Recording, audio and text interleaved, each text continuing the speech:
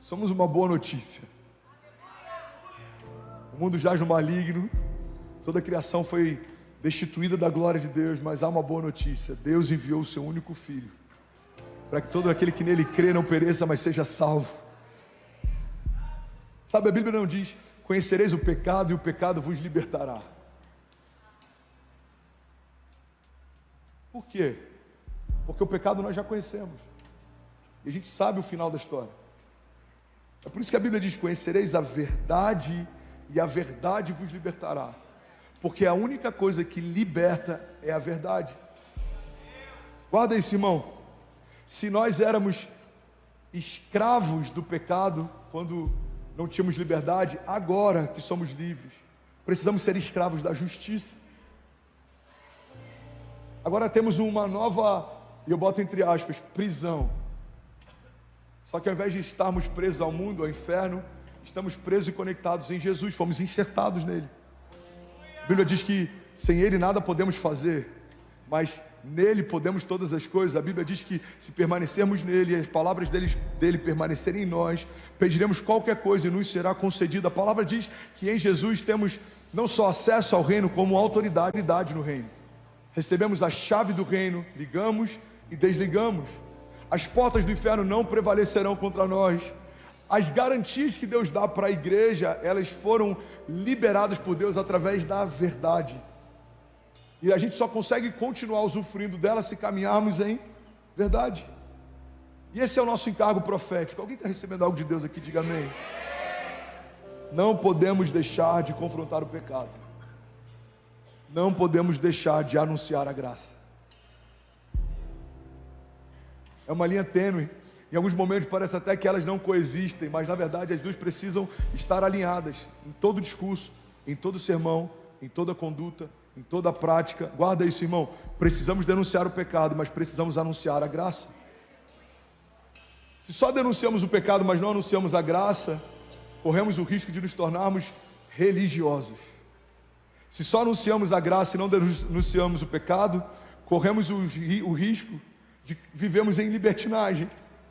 Existem muitos púlpitos no Brasil, e não se assuste, a quantidade deles vai aumentar, que tem mudado a teologia, relativizado os princípios para caber dentro de uma pauta.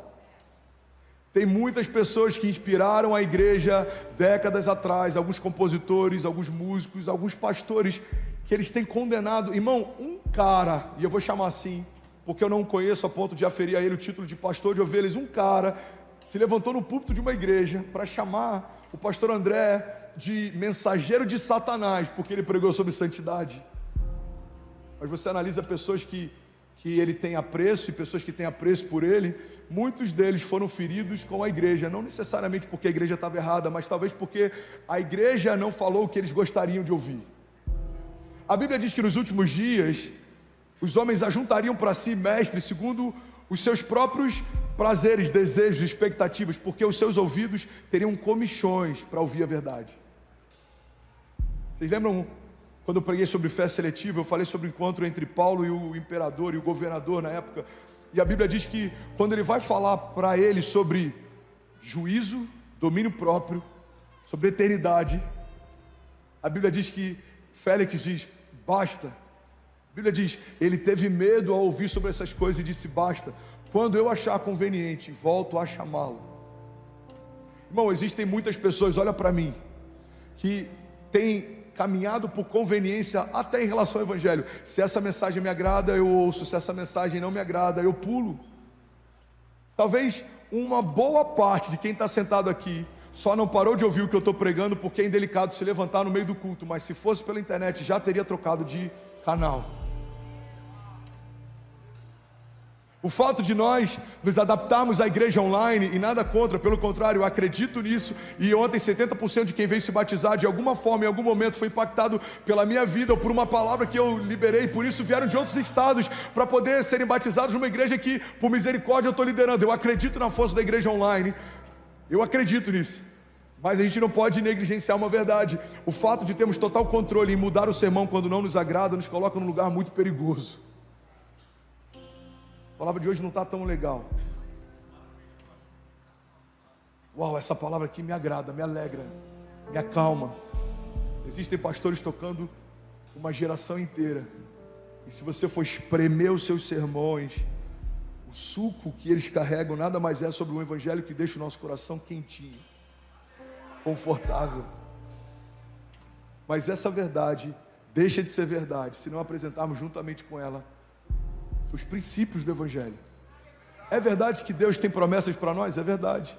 Mas existe uma condicional, permanecermos nele. É verdade que Deus tem bondade para nós? É verdade, mas existe uma condicional, precisamos nos tornar filhos dele. É verdade que podemos nos tornar filhos de Deus? É verdade, mas não somos todos filhos de Deus, somos todos criatura dele. Ao reconhecermos Jesus como Salvador, recebemos então o Espírito de adoção, pelo qual clamamos Abba, Pai.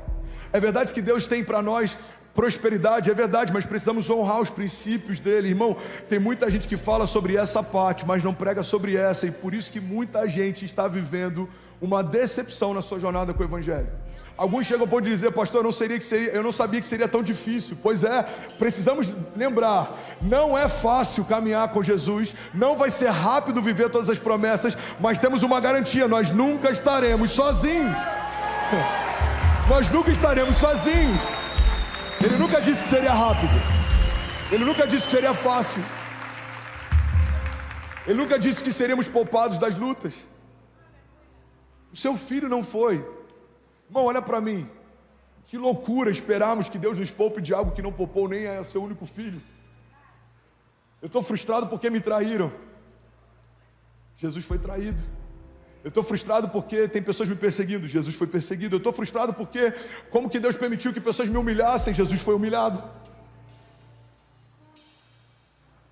Estou frustrado porque eu estou passando por algumas faltas. Jesus passou por falta.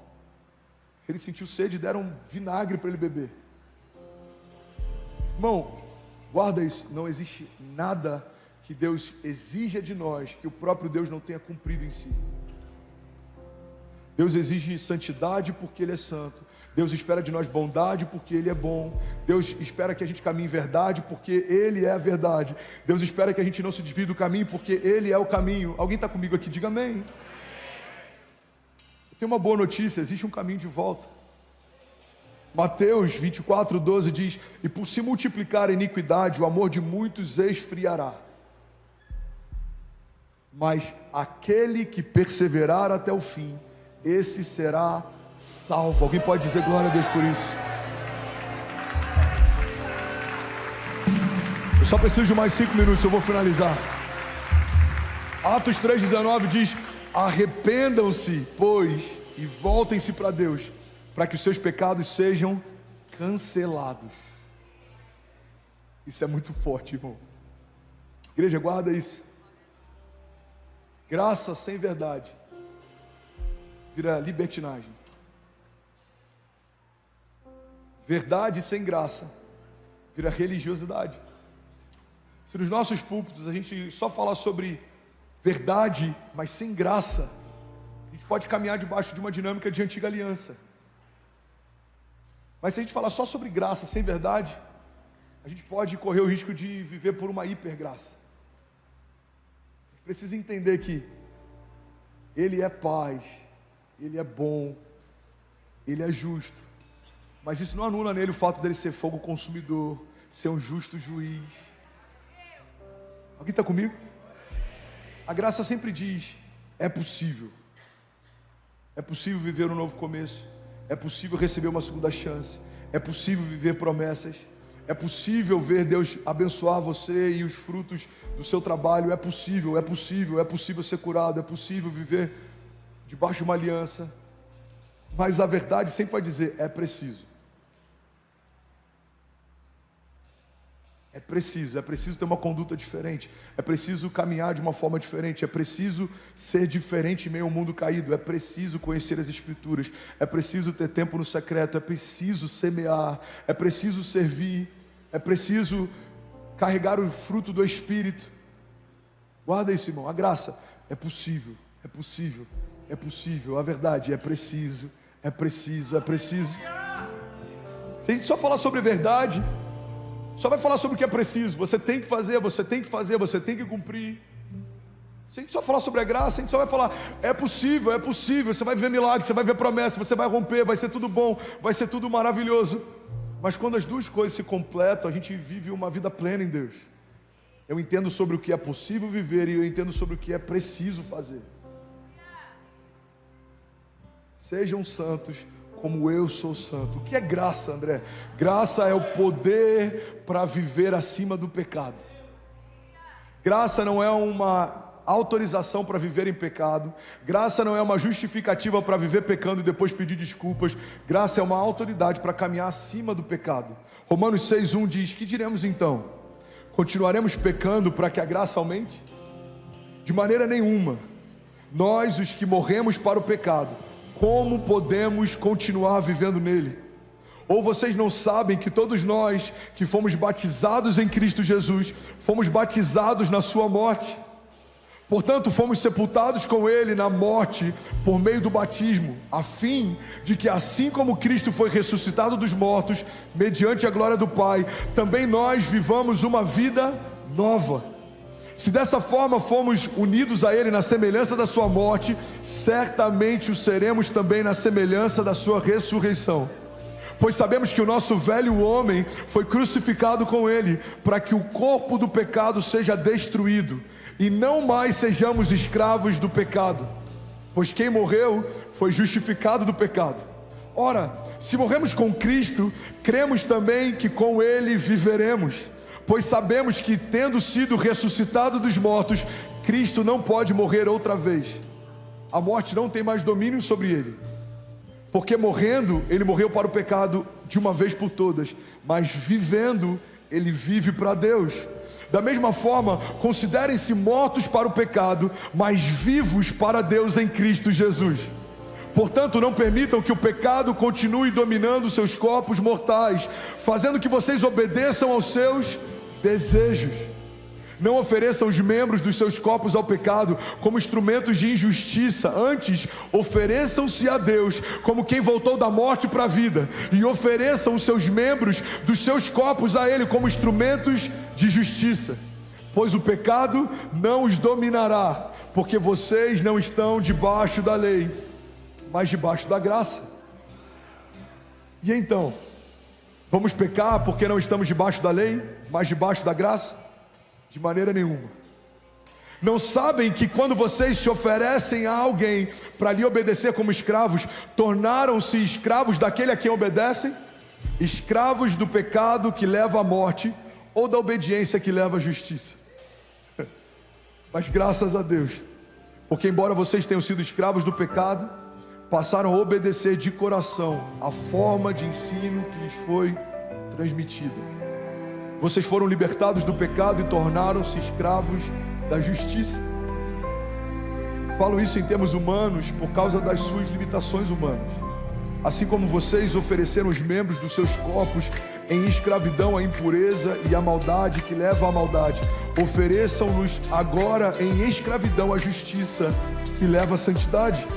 Quando vocês eram escravos do pecado, estavam livres da justiça. Que fruto colheram então das coisas das quais agora vocês se envergonham? O fim delas é a morte. Mas agora que vocês foram libertados do pecado e se tornaram escravos de Deus, o fruto que colhem leva à santidade, e o seu fim é a vida eterna.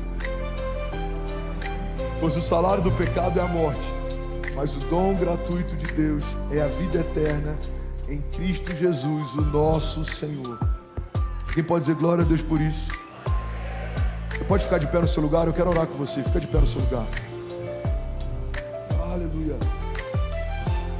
Salmo 51:17, a Bíblia diz: um coração quebrantado o Senhor não rejeitará. Igreja, olha para mim. Alguns vão fechar o coração para a minha mensagem, para esse púlpito ou para essa igreja, porque o assunto é desconfortável. Alguns vão crescer em fé porque vão entender que Deus está nos chamando para um lugar mais alto de maturidade e santidade. Alguns, tendo ouvidos, não ouvirão, tendo olhos, não verão, tendo coração, não sentirão. Mas o nosso papel como igreja não é selecionar quem vai ouvir, é falar para que todos ouçam. Não é o semeador que escolhe em que lugar lança a semente, mas é o tipo da terra que define que tipo de colheita vai ser gerada a partir da semeadura. Jesus disse que um semeador saiu a semear e que cada porção de semente caiu no tipo de terra. Aquelas que caíram numa terra cheia de espinhos, ela não teve forças para frutificar. Aquela que caiu em meio a pedras, as raízes se tornaram muito frágeis. A Bíblia diz sobre determinados tipos de solo, mas a Bíblia fala que aquela que caiu num solo bom, ela frutificou. Igreja, quem somos? Somos aqueles que semeiam frutos para a eternidade. Somos aqueles que foram chamados para caminhar em santidade. Somos aqueles que anunciam sobre um reino. Falamos sobre um reino que há de vir, mas falamos sobre as realidades de um reino que já está disponível. Falamos sobre um Deus de promessas, mas precisamos falar também sobre o que o Deus de promessas espera de nós como conduta. Deus é bom. E aí, tudo bem? Você acabou agora de assistir um vídeo. Se você ainda não está inscrito, já se inscreve também no nosso canal, ativa esse sininho aqui embaixo de notificação e toda vez que eu fizer uma live ou estiver transmitindo uma mensagem ao vivo, você vai ser um dos primeiros a saber. Mas eu deixei mais 2 indicações aqui que eu espero que façam muito sentido para você. Então já aproveita e clica para assistir a próxima mensagem, beleza? Seja bem-vindo ao time de incendiários e eu espero de verdade que essas mensagens mudem a sua vida como elas têm mudado a minha também. Até a próxima. Valeu!